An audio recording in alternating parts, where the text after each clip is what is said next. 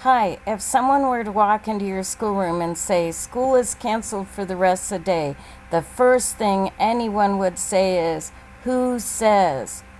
Why? Because why should they take your word for it? We are bombarded today by opinions. I think, you should, we do, I believe, you are rotten, etc., etc. How do we separate the facts from the clamor of opinion? And by the way, would you sit on this? Here's a riddle for you. How are a stool and an academic argument alike? Well, they both need support to stand. Just imagine sitting on a stool that was built like this. First of all, poor view. Second of all, not comfortable, not supporting your weight. Well, an answer without support, a claim, or a thesis without support is the same as a disc on the ground. No, you need support, but I believe, in my opinion, I feel that's shaky ground. Why? Because who are you? Why should anybody believe you? Use the rule of 3 when you're writing. This is a proven rule. It's shown in the courtroom, in comedy, in writing, in speaking, that including 3 evidences, examples, or words is more effective and convincing.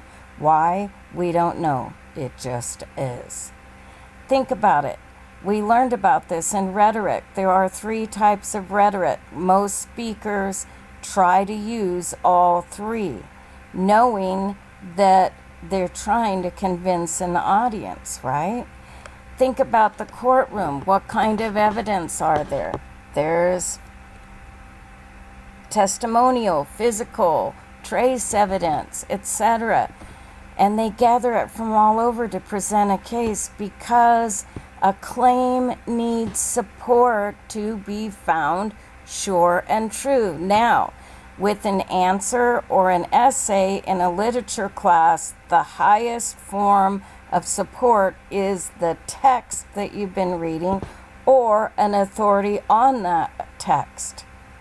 Next would come a fact, a historical fact, a fact from real life, just facts are important. Knowledge, a piece of knowledge. And then also there is what is called the experience realm, eyewitnesses, even your own experiences, if they're valid and impactful. Because when you're presenting your answer, you want it to be accepted as true. The burden of proof for that is on you. Let's just review. There are 3 types of evidence: ethos, logos, and pathos. And these are of differing strengths.